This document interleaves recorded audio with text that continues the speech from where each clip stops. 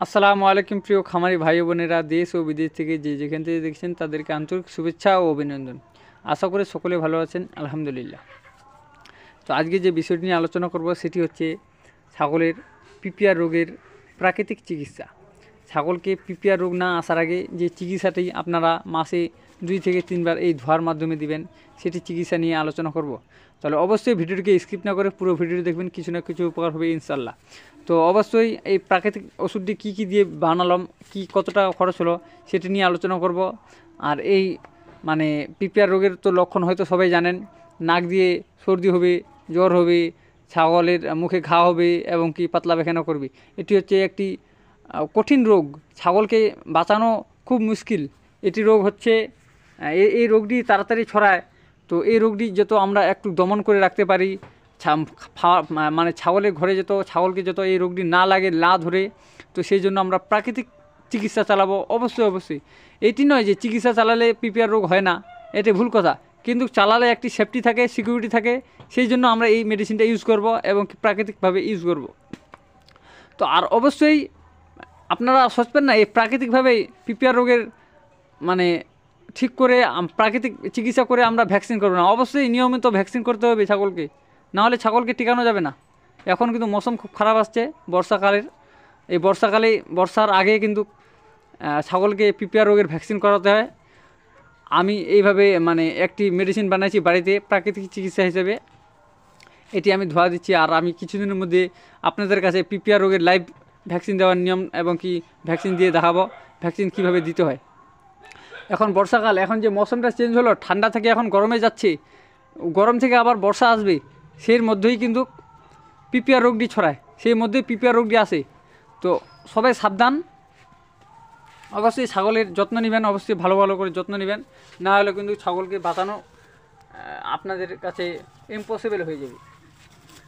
তো আর অবশ্যই যে কথাটি আমি বলছি, চ্যানেলে নতুন হয়ে থাকলে অবশ্যই আমার চ্যানেলটিকে সাবস্ক্রাইব করবেন আর পাশে থাকা নোটিফিকেশনটি অল নোটিফিকেশন করে রাখবেন।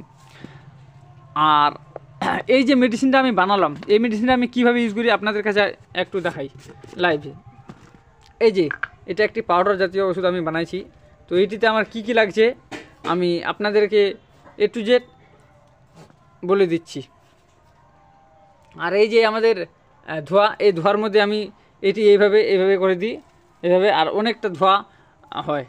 তো এই ধোয়া যখন ছাগলের নাকে মুখে লাগে, তখন ছাগলের কিন্তু একটা উপকার হয়।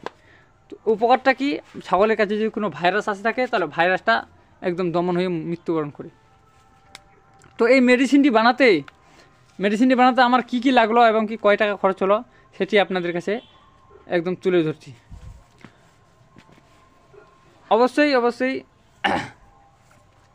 আপনাদের বাড়িতে যদি নিম পাতা হয়, তাহলে নিম পাতা কতটুকু নেবেন, এবং কি মেডিসিনটা আপনারা যদি তৈরি করতে চান, তাহলে আমি একটি করে আপনাদের কাছে তুলে ধরছি।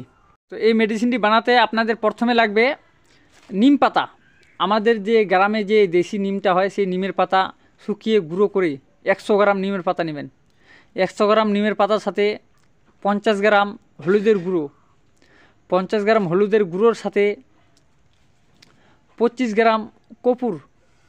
আমরা যে কর্পূর হয়তো সবাই জানেন, কর্পূর।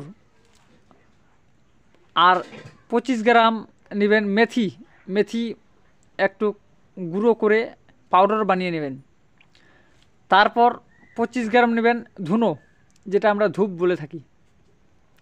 এই মিশ্রণটি একত্রিত করে মিক্স করে রেখে দিবেন। মিক্স করে রাখার পর এরকমভাবে আগুন জ্বালানোর পর 1 থেকে 2 চামচ এই আগুনের মধ্যে ফেলে দিবেন। 1 থেকে 2 চামচ আগুনের মধ্যে ফেলে দেওয়ার পর অতিরিক্তভাবে ধোঁয়া হবে। সেই ধোঁয়াটা যত ছাগলের চোখে মুখে এবং নাকে যায় এবং কি লাগে, তো এটি আমি এখন ভিতরে করে দিচ্ছি, যাতে ছাগলের ঘরে পুরোটাই লাগে। তো এটি হচ্ছে একটি পিপিআর রোগ যত না আসে আশেপাশে, এবং কি ফার্মে এবং কি ছাগলের গায়ে যত না কোনো ভাইরাস ধরে, সেটির জন্য প্রাকৃতিক চিকিৎসা। অবশ্যই এই চিকিৎসার মাধ্যমেও আপনারা এর মধ্যেই আবার ভ্যাকসিনও করে নেবেন। তো অবশ্যই ভ্যাকসিনের ডোজ কীভাবে কেমন করে করতে হয়, পিপিআর ভ্যাকসিন আর পিপিআর পিঁপড়া রোগের লক্ষণ কী সেটি নিয়ে বিস্তারিত আলোচনা করব। আজকে এখান থেকে শেষ করছি, দেখা হবে অতি পূর্বেই অন্য একটি ভিডিওতে।